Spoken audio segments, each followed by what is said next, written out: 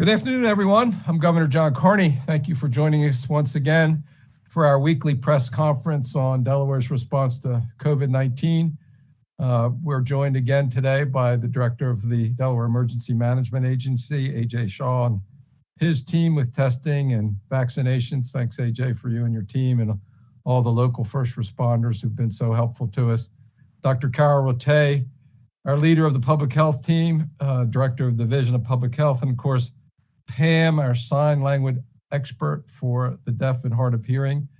We have a fairly short presentation today, a lot of good news, so some interesting facts. So we've got a big challenge ahead of us to make sure we reach 70% of those adult Delawareans 18 and older to get vaccinated by July the 4th. We thought we were at a pretty good pace to meet that objective. We're at about 68.3% according to the CDC. So we've got about 13,000 more Delawareans to get vaccinated to meet our goal, which is a little bit of a stretch between now and the end of the month. We have incentives for individuals as they get their vaccine. We have big prizes at the end for everybody who's been vaccinated, but we really need people to step up, particularly our young adult demographic, say 18 to 35. We'll talk about that in a minute. So many people summer's here and so many people are going back to the beaches, lots of business down at the Delaware beaches and people are traveling. I heard this morning that visitations to the national parks are off the charts. I traveled over the weekend to a wedding on the West Coast. My oldest nephew was married. My 90-year-old mother and brothers and sisters traveled out there. Everybody on the planes were crowded. The airports were crowded. Everybody was wearing masks as required by the FAA and CDC regulations. All mass transportation like that, buses, trains, and airplanes require folks to wear masks all the time. A long trip like that, 6 or 7 hours out with a stopover and all the time in the airports, having your mask on all the time was a challenge. And certainly as we look around here in Delaware, you see folks who are vaccinated not wearing masks and folks who aren't vaccinated not wearing masks. The CDC is saying that those who aren't vaccinated should continue to wear masks, and we hope that they do so. We're today announcing that we'll be lifting the state of emergency on July 13th. I'll talk a little bit more about that. We've got some data that's looking pretty good. There still is concern. There are cases, new positive cases every day. The numbers are low and small, but if you haven't been vaccinated, you're still at risk. We know there's some percentage of the population just not going to get vaccinated. The estimates based on the surveys, somewhere around 20%. You know, we're at 68.7%, 68.3% now, according to CDC, of adult Delawareans with at least one dose. So we've got a ways to go to get up to 70%, which was our goal and the president's goal by July 4th. So that's over 10% from where we are to that threshold where it's going to be tough to get that last 20% based on surveys that we see. So let's look at the data. On a 7-day moving average, we're down to 30 new cases. Just to give you some context there, when we were having our disagreement with the state of New Jersey last summer about quarantining Delawareans traveling to New Jersey, the threshold for 7-day moving average was 100. So obviously we're considerably below that. We still continue to test at a pretty high rate. AJ will report more on that. And our percent positive, as you can see, well under 2% and considerably under the 5% World Health Organization target that we've been talking about since the beginning. Hospitalizations ticked up a little bit after the weekend to 34%, or 34 individuals. We were down in the low 20s on the front end of the weekend. That tends to happen, so we're pretty low level there as well. We'll see that in a minute. And then, you know, on a daily basis, we continue to have folks that pass away from COVID, again, mostly those most vulnerable. So let's look again at the course of the pandemic, the trajectory measured by our hospitalization numbers throughout. We've had great partners with the hospitals in terms of treating COVID-19 patients, testing their patients, as well as folks on the outside, vaccinating folks in clinics near their facilities and in the community. But the most important thing, obviously, is treating people that find themselves hospitalized and doing it in such a way where there is the ability to accommodate the need there. And you can see the peak back in the spring of 2020 was 337. The end of April, things got better through May and June. In the summer months, we hit our low of 29 in August. And then we had the winter peak after the Thanksgiving, December holidays, with the high level mark, water level mark at 474 on January the 12th, and then improving conditions until just before St. Patrick's Day on March the 11th. And then another little run up to 180 people hospitalized at the end of April. And then as vaccinations continued to occur, things got better and better to where we are today at 34 folks in the hospital. So let's look at the COVID-19 vaccination update. You could see almost 1 million vaccines administered, 450,000 people fully vaccinated. So 1 dose of Johnson & Johnson, 2 doses of Pfizer and Moderna vaccines. Many of our folks have received only 1 dose of the Pfizer and Moderna, although on a day-to-day basis, we continue to fully vaccinate those folks.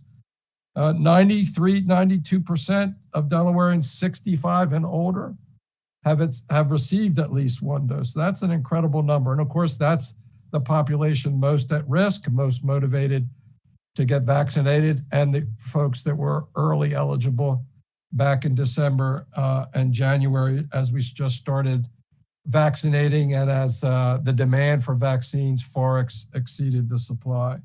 As I mentioned earlier, we're up to 68.3% by the CDC numbers of Delawareans 18 and over that have received at least 1 dose.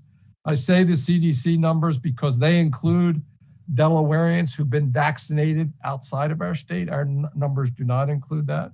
We also vaccinate a lot of non-Delawareans. I think that number's over 80. I know it's over 80,000. They're not counted in our numbers with respect to our 70% goal, but obviously a service that we've provided to them and to their communities across the state lines. Most of those people obviously work here or go to school here. And so we're making progress there, but it's uneven.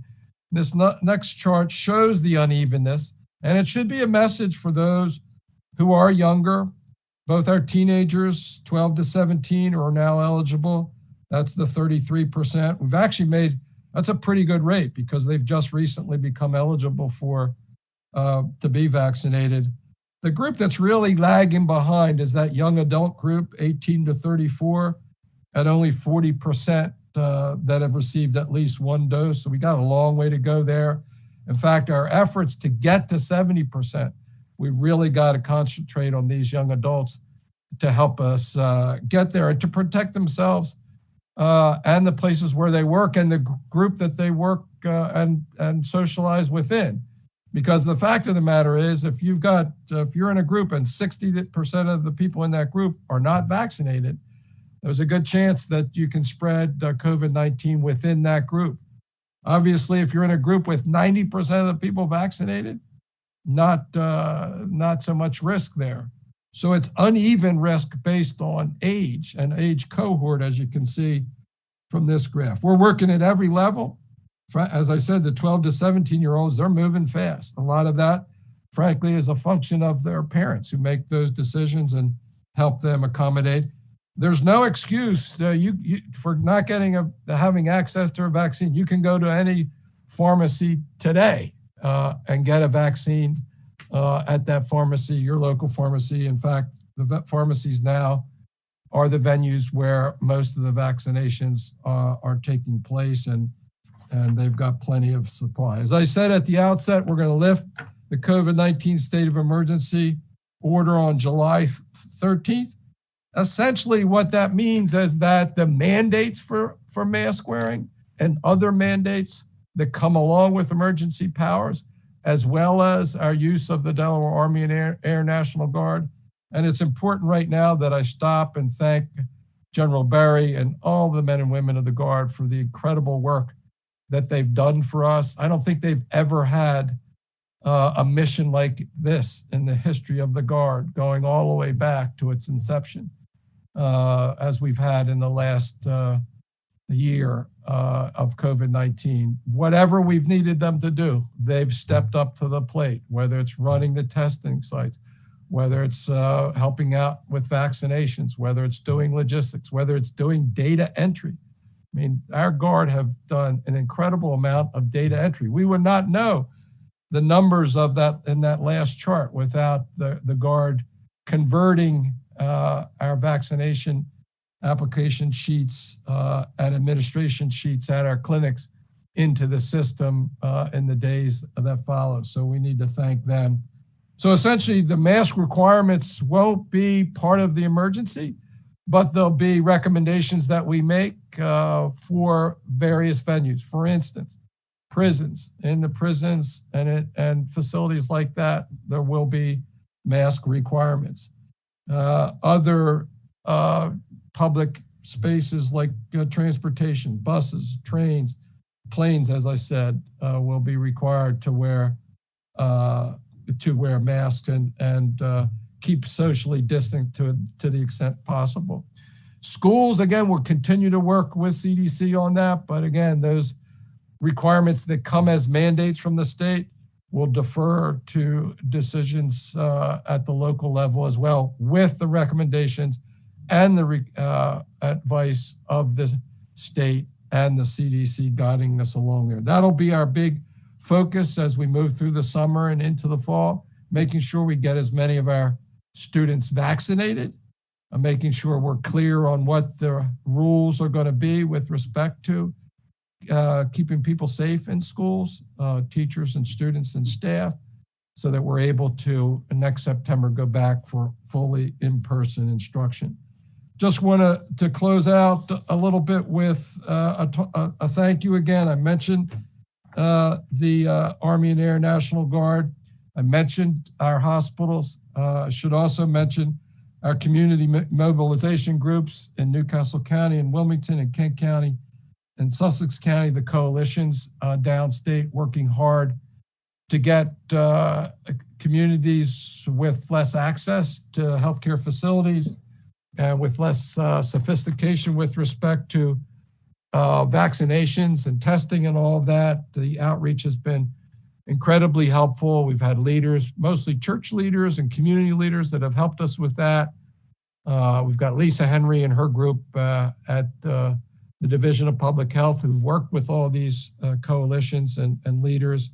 We've got our Wilmington Community Mobilization Group, which has really done a great job knocking on doors, providing information, and getting people out to get vaccinated. We still have a lot of work to do.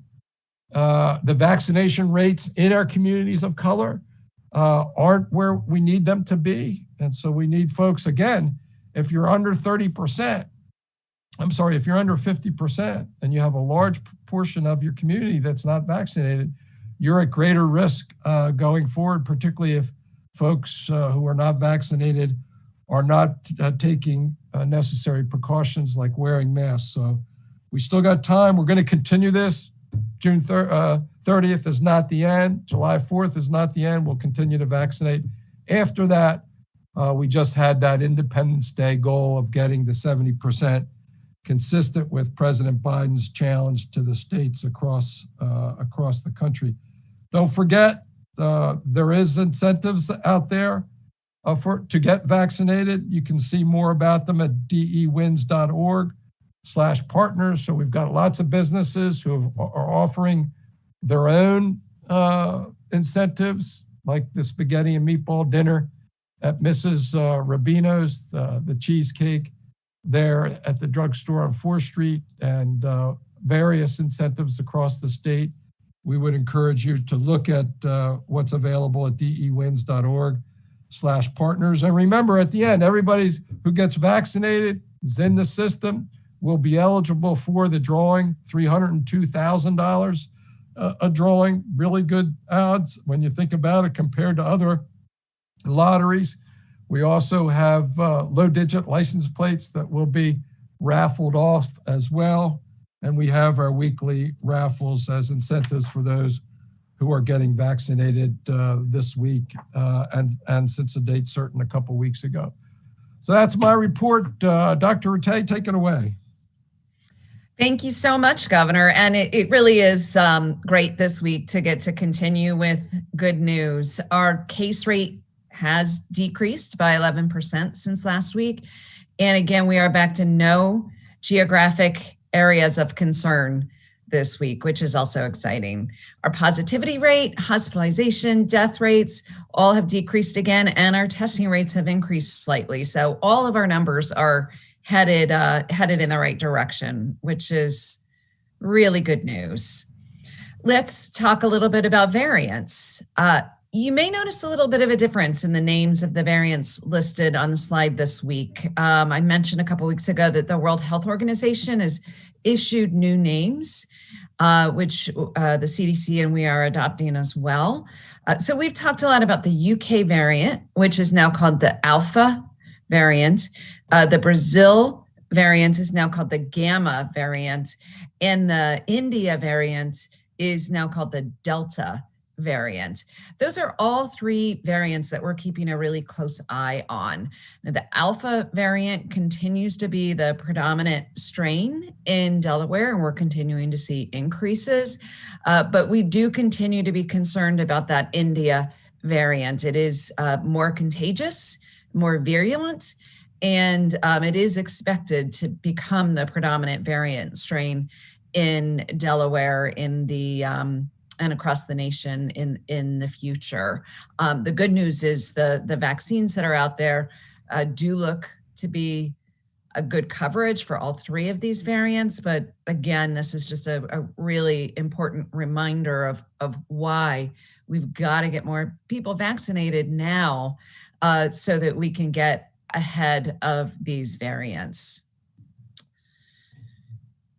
Now I want to talk a little bit about something you may have heard about on the news, which is a condition called myocarditis. And now the CDC is meeting Friday to discuss some reports of cases of inflammation of the heart known as myocarditis and pericarditis, possibly found after receiving mRNA COVID-19 vaccination. So they've been monitoring some reports of this rare condition, which is often triggered by viral infections such as the flu, Lyme disease. And we've seen quite a bit of myocarditis and pericarditis from COVID-19 itself. But there have been a small number of cases that have been identified in US adolescents and young adults who have received an mRNA vaccine, which, as a reminder, that's the Pfizer and Moderna vaccines. Now, the cases are rare given the number of vaccines administered, and none have been identified in Delaware to date, but it is important to note that this is something we're keeping an eye on, even though no causal link has been identified between the vaccine and the conditions at this point. Also important to note that the patients involved have responded well to medicine and rest and have recovered quickly. So on the next slide, going into this in a little bit more detail,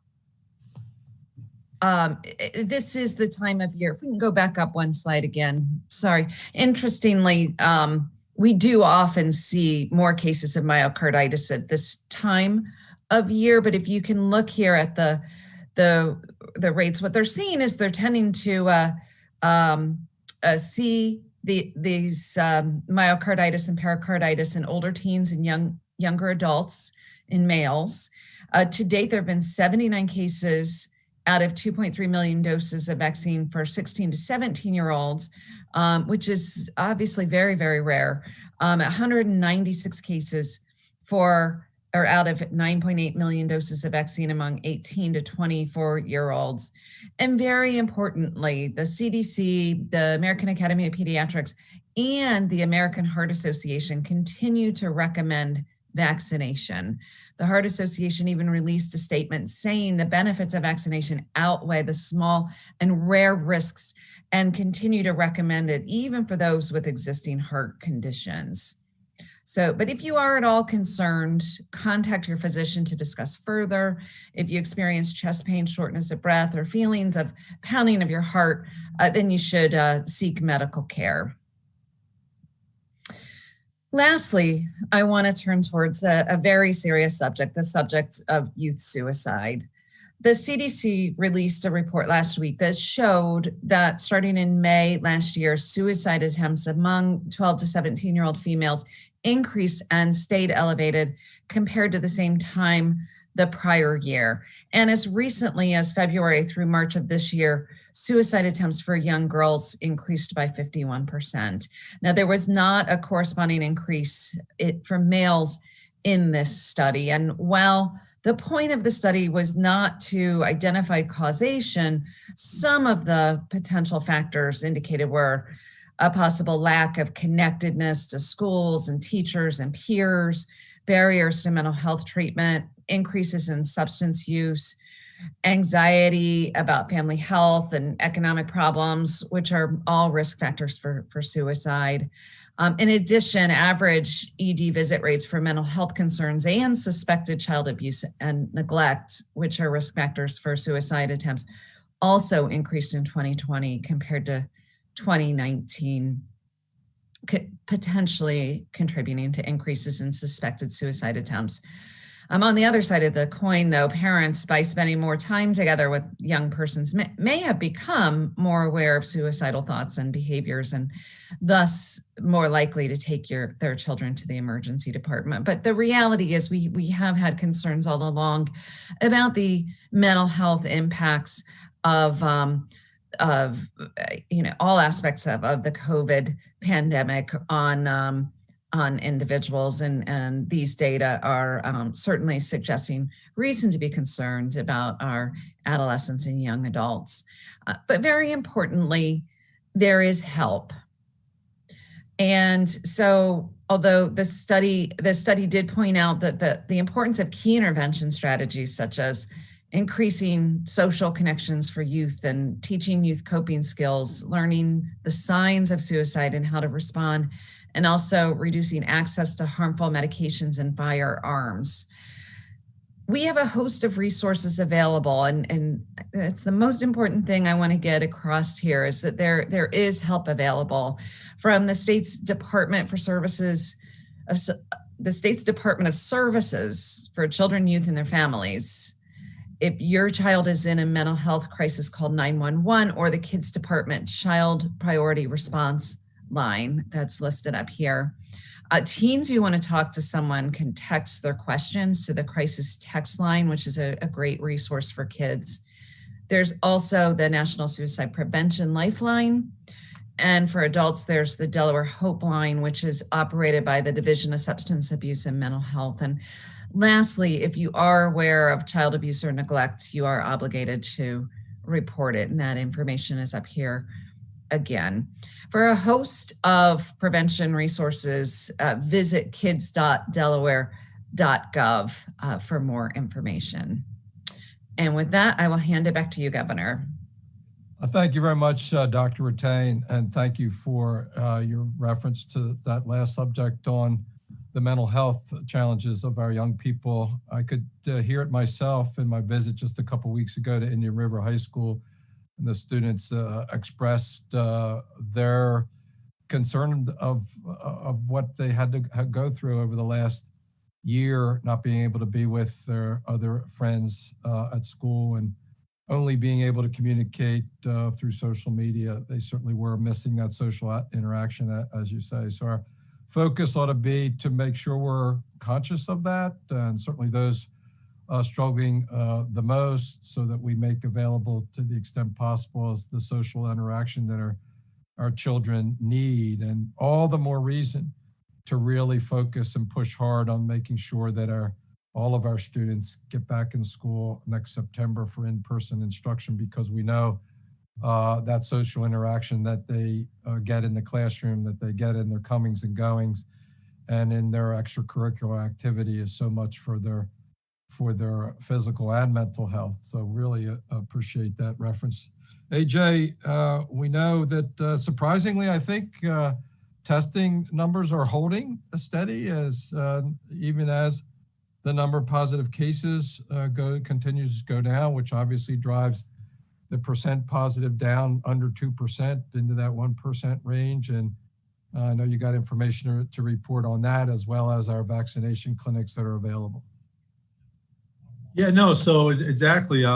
First week in several where we haven't seen a drop in testing numbers. We actually saw a slight increase this week to 13,700. So again, better than a drop, and happy to see the increase, and making sure people are still taking this seriously and getting tested when needed. Again, you go to de.gov/get tested to find out our locations. Still have Curative, still have several Walgreens and state service centers that are doing testing multiple days a week, as well as the at-home option as well. So testing is there, de.gov/get tested. Next slide goes over just some of the satellite sites we have this week that Curative will be doing for vaccination appointments. Today they're out at Delaware State University. Tomorrow they're going to be at the Alfresco event in Newark, Rehoboth Beach City Hall on Thursday, Del Tech Dover on Friday for completing people with their second shot series, and then at the Milford Farmer Market on Saturday. So this is just a small snapshot of everything we're doing on the vaccination front. Lisa Henry and her team continue to manage everything in the clinics, as well as the static clinics that we have, the 4 walk-in vaccination sites that we have, all that have done, a few hundred last week. However, as we said, we've seen a drop off on the first doses, and about 80% of what they've done is second doses. So still need to push out that message, make sure people know the availability and locations of vaccine sites across the state this week. They can go to the website for. Also started a partnership at the DMV. So Lisa Henry and her group are rotating around the Division of Motor Vehicle sites over the next few weeks to get people there, high foot traffic, educate people if they have some questions about the vaccine. Excellent opportunity just to interact with the public. Working with the Delaware State Housing Authority, West Coast Village in Dover, and then some parts down Sussex County. So all this information is at de.gov/get my vaccine. Over 70 events again this week with the static sites, Curative sites, and then these partner sites that are throughout the state.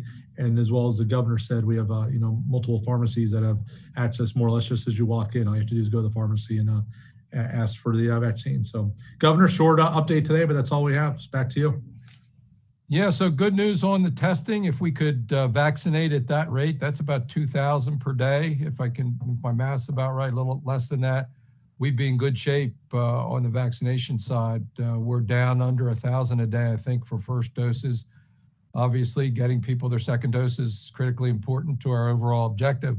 But to that one big fat objective of getting 70% by Independence Day, we're going to need to pick it up, and we need to pick it up with people over 18 years old, because it's the adult population that's targeted there. We're actually doing better with the 12 to 17-year-olds at this rate and getting their first vaccine. So we need people to step up. We need our community outreach workers to flush folks out of their homes and get them to their pharmacy, get them to our clinics.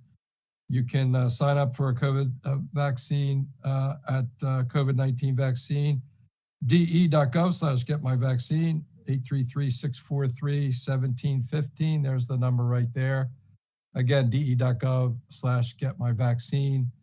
You'll see from one or hear from one of our community outreach workers to get you to one of those clinics, go down to your local pharmacies. We do have incentive program, DE Wins. Everybody wins when everybody gets vaccinated. We're down to the short strokes here. We got about 13,000 more adult Delawareans to get vaccinated in order to reach 17% already. There are 14 states, mostly in the Northeast, have reached that 70% goal, including New York. Most recently, our friends across the river in New Jersey, most of the New England states. So we got to be up there with them, and we're running out of time. So we need folks to go down there, particularly our young adult neighbors, get down to the local pharmacy and get your vaccine. With that, I know we have media that's joined us. We open it up to any questions that you might have.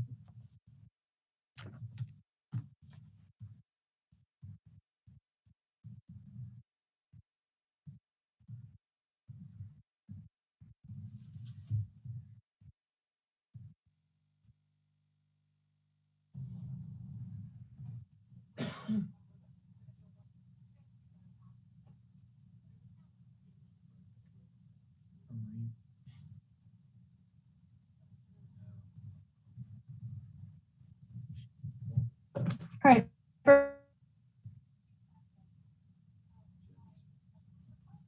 right. First we have Sean Green from WDEL. Governor Carney, as you're lifting this state of emergency, why July 13th as the date specifically? And what in there would you like to see become permanent as this is lifted?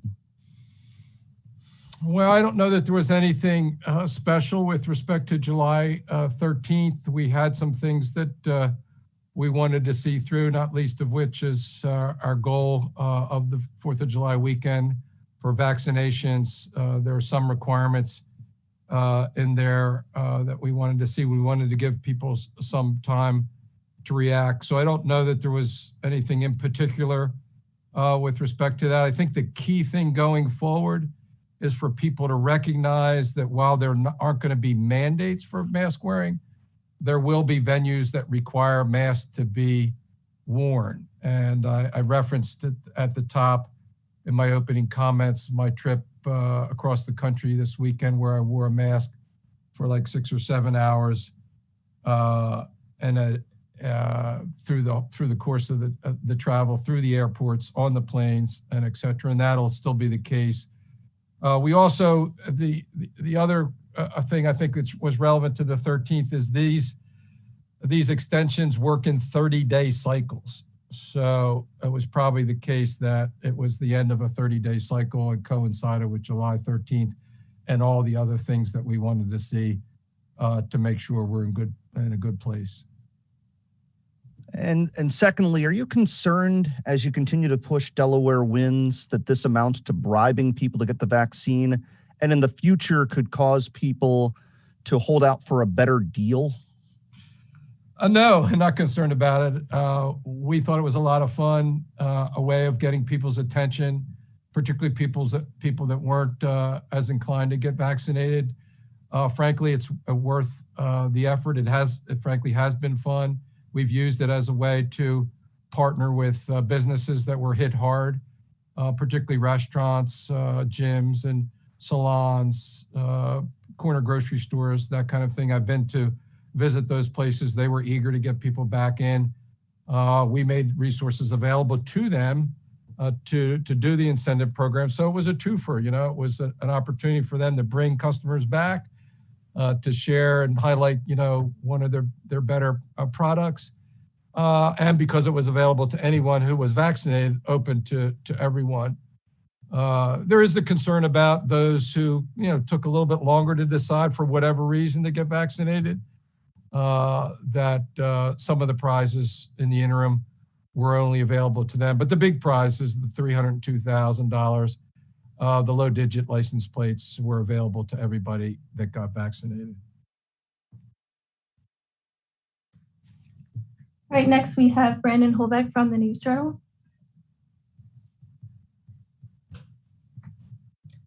Good afternoon. Earlier, Governor Carney, you said about 20% of Delawareans or so were pretty firm in their unwillingness to get vaccinated based on the data that you have. Are those recent surveys after some of the changes that we've seen as far as the incentives and younger people being eligible, or is that not too dissimilar from maybe where we started in December and January with those earlier surveys? Yeah, no, that's the general surveys that have been done early on and throughout. There seems to be a persistent 20% or thereabouts. I was just trying to frame, the universe of folks that we have to convince, right? And it's, Sure. I don't know, 12% or so to get where we need to be. We need about 1.7% to get to 70 or 13,000 Delawareans, the denominator there being about 770,000 adult Delawareans. And so just trying to give folks some idea of how many people, and we translate into the number we do a day. So it's about 1,000 a day. We're not doing 1,000 first doses a day right now. We are doing 2,000 tests a day. Now, those are probably folks that are more inclined, obviously, to focus on their status and keeping themselves safe. We've got to reach people. I think part of the problem or part of the challenge now is that people think it's over. I went in to get my Wawa coffee this morning and nobody had masks on. I was last here at the end of last week and everybody had masks on. Over the weekend, the business dropped their mask mandate and therefore folks were following through. And so I think people say, well, it must be over. I don't have to get vaccinated now. And that's just not the case. There's still people every day. The numbers are small, but it's 20 tomorrow, 40 the next day, 13, and that person might be you. And we just don't know the long-term impacts. You might give it to somebody who's at great risk. People are still dying. It's just not a public health emergency, right? But it is still critically important to take care of yourself and your loved ones. Among those that are still testing positive and might be currently hospitalized, is it safe to say that that's mostly, if not all, people who aren't vaccinated that are falling into those groups right now? Yeah, I'll turn that over to Dr. Rattay. I don't know the answer to that question. What we have heard from the hospitals is two things. One is that the age had dropped a little bit, so there were younger people, but at the same time, the acuity, the seriousness of the illness was not what it was months ago. Dr. Rattay, anything on? Yeah, absolutely. That is what we're seeing in Delaware anecdotally from our hospitals, as well as nationally, that those who are hospitalized are by far and away unvaccinated individuals. And the same is being seen for those who are dying as well. So although we are grateful that the case rates, hospitalization rates and death numbers have decreased, there's still a lot of vulnerable people out there, and we're seeing that through the fact that people are unvaccinated people are still ending up in the hospital and are still passing away. And the point, Brandon, is that there are 34 people in the hospital today that with COVID-19, and you don't want to be one of those 34. All right, next we'll move to the pre-submitted questions. The first question's from Melissa Steele at Cape Gazette. When you take the number of people who have had at least one vaccine and add it to the number who have had the virus and presumably still have some antibodies, is Delaware at the 70% mark? Yeah, I think we've had this question in a different format before, which was what was the protection that was afforded by having had it in the past and having those antibodies. And I thought that the answer was it's not been determined, that there's some protection, but not the kind of protection that's been tested like the vaccine. Dr. Rattay? Yeah, that's exactly right, Governor. So, we know that these vaccines are effective.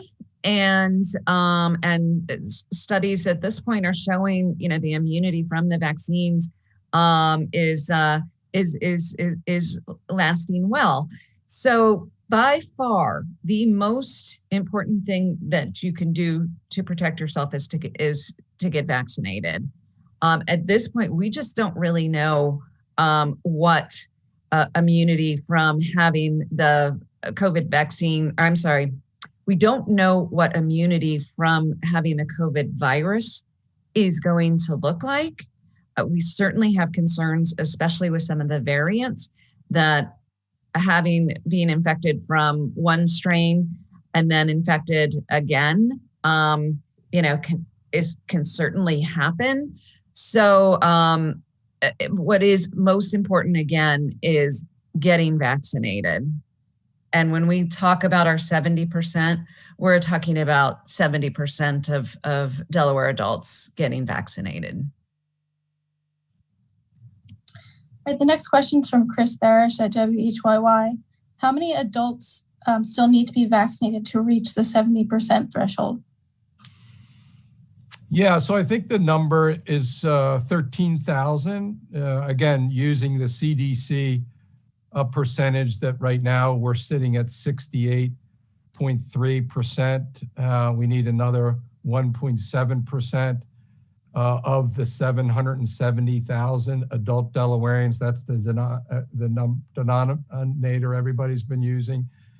And so that gives us about 13,000 Delawareans. So it's a little less than 1,000 a day, but it's 1,000 first doses, right? So people have already gotten one. They're already in the 68.3%. And so if we vaccinate somebody, if we do 1,000 a day and half of them are second doses, we're only getting 500 new folks to that number. All right, the next question's from Nick Cialino at Delaware Public Media. For Governor Carney, the U.S. Conference of Catholic Bishops votes this week on whether or not to continue to allow politicians who support abortion to receive Holy Communion. What does this vote mean to you personally as both a practicing Catholic and supporter of Roe v. Wade? Well, my faith is very important to me. It's been an essential and important part of my life. It's also very personal. And so I'm not inclined to comment on this issue with respect to the bishops, and it's certainly not my place to comment on what the church should or shouldn't do. All right, next question. This will be the last question for today from Chris Barish at WHYY. Should we meet the goal of 70%, are you trying to plan any 4th of July celebration in Delaware's counties if we reach that goal? Well, I certainly like the attitude of being positive and thinking about what we're going to do when we reach that goal. Most of the 4th of July celebrations are organized locally. It's one of my favorite and busiest days of the year. I usually compete with Senator Carper to see who can walk in the most parades. I try to do Laurel and Smyrna and Hocessing and back to Dover. Sometimes you can fit in Bethany Beach. Senator Carper usually does. They've consistently had not a parade, but events over in Lewis. There are things that happen in Wilmington. So I expect all those. I know that the towns are thinking about it because we have regular calls with the mayors and they've been wondering what the rules of the game are going to be for 4th of July. Some have decided to postpone it again another year. Others will go ahead. I just can't wait to celebrate independence in a special kind of way this year.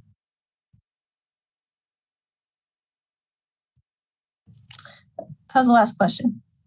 So that's probably a good way to close it out today. The word for the day is get vaccinated. 2 words, I guess, for the day. And you can sign up at de.gov/getmyvaccine, 833-643-1715. We need everybody, particularly our young adults, 18 to 35, to really step up to the plate to try to get it.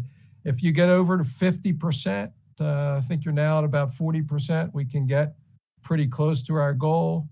We need everybody to step it up. And obviously, the protection we're currently getting and the subgroups are currently getting is uneven based on age. It's uneven based on community. We need our communities of color to step up and get vaccinated as well. There are lots of opportunities. We're taking vaccines to communities. We're working with community partners, churches, and our outreach teams in Wilmington and Kent County, the coalition, and Sussex County coalition.